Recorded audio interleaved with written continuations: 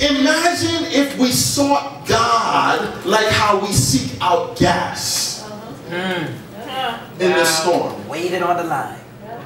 Oh, there's gas over at the armory at so-and-so. Oh, there's gas over at so-and-so. Let me post this. Everybody's posting stuff and texting me stuff. Imagine if we sought God the same way. Yes, sir. This is how God is blessing me. Come over here. I'm going to church today. Come be blessed and filled up over here. Imagine the kind of movement that could take place if we sought God the way we're seeking gas. Earlier in the week, the other phenomenon was, where can I power up or charge my cell phone?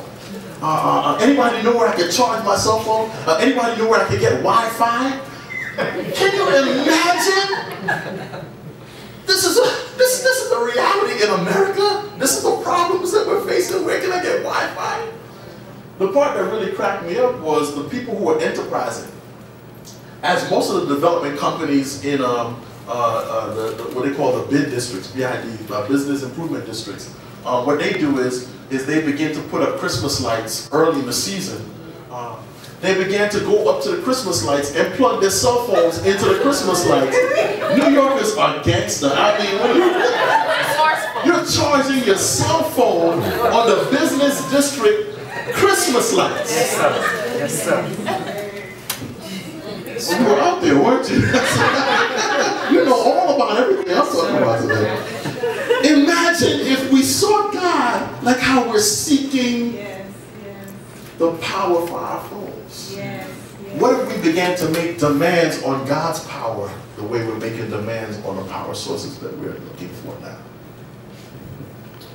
God, I need your power in my life. I need your comforting power. Somebody say, that's me. That's me. I need your releasing power. The strongholds that are in my life right now, these storms bring out everything, y'all.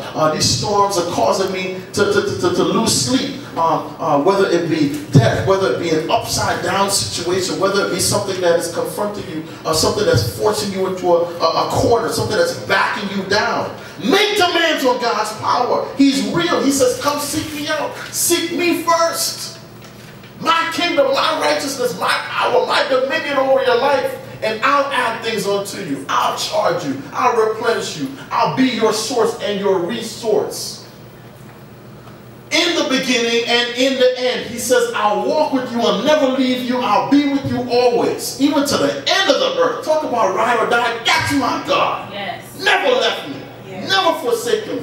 Even if there's nothing on my back, I got a promise that is sure as a part of my salvific package. That says, guess what? I've never seen the righteous forsaken or a seed begging for bread. As long as I'm right in God, I'm connected to my power source, guess what? Even still, my seed will be taken care of. Yes. That's why the word says, I'll leave an inheritance for your children and your children's children. That's my God. Why am I afraid of generational curses? I'm more excited about generational blessings. I see whole churches form doctrines on, oh, we have Deliverance Sunday. Come get delivered from generational curses. The devil's a liar. Yes. My daddy's sins are my daddy's sins. That's right. That's right. How dare he? That's why you got to know the word. Right. Just because somebody says they got DD, MD, FD, whatever GD, I don't really care. Yes, sir. Flatbush Avenue Theological Seminary does not impress me. I'm just a fact. That's All right? That's just a fact. I could care less where your degrees come from. You got to know the word. There is therefore now no condemnation for those who are in Christ Jesus. So why would I be afraid of what the generation before me did? He who the Son sets free is free in. You got to know the word. Just because there's a storm coming, that's what Christ is saying. Here's what he's trying to really impart to us. Just because there's a storm, it doesn't mean you got to come seeking me out in a panic state. That's why I empowered you. Right. You are my ambassadors in the earth. So therefore what I can do, guess what? You can do greater. Yes, sir. Yes, sir. Greater, you got to know the word, y'all. Greater is he that is within me than the forces that are in this world. Yes. So therefore, I'm empowered to speak to my storms. That's why he's looking at them like, well, wait a minute. I don't understand. You come to wake me up, but you got the same power. You've been with me all this time, which is why I am not impressed either just because somebody says, oh, I've been in church, I've been knowing God for 30, 40 years. And where's your power? Yes, sir. Yes. Where's your power? Yes, sir. You've been knowing God 30, 40 years and you calling me up. You're calling me up to come pray for your loved one. Where's your power? Christ said, you should be at the place where you could have the faith to speak to a mountain and tell the mountain to move. Where's your power? I don't understand.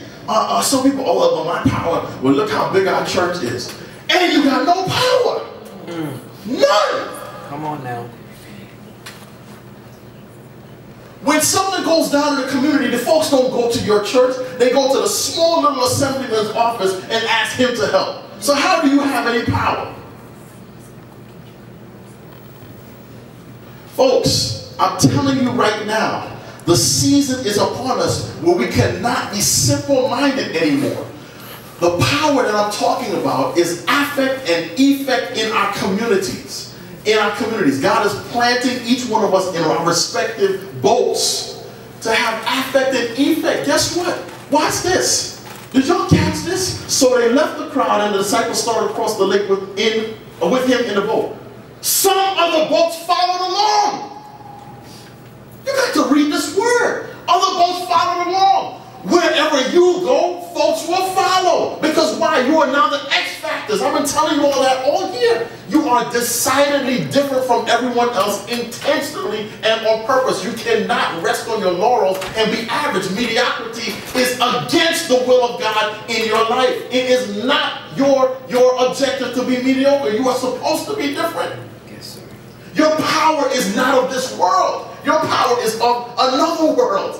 As a matter of fact, it's called kingdom. So in essence, your power is not from the kingdoms of this world. Which is why, as God's economy flows through me, I'm not moved by what I see in this world. Why? Because the kingdom economy flows through me. I talk differently. I speak differently. Some folks will say, well, you speak differently. You look different. I know. Yeah. Yeah. You ain't telling me nothing new. Get with the program. Right. Y'all think I'm joking. This is my wife laughs, she's rolling her eyes. Why do you embarrass people like that? No, they need to get with the program. It's the facts. Mr. Merlin, you've been knowing me for a long time. Have I changed? I've been saying the same stuff. Same thing. Same thing. Listen, let me tell you something. And I'll wrap up with this.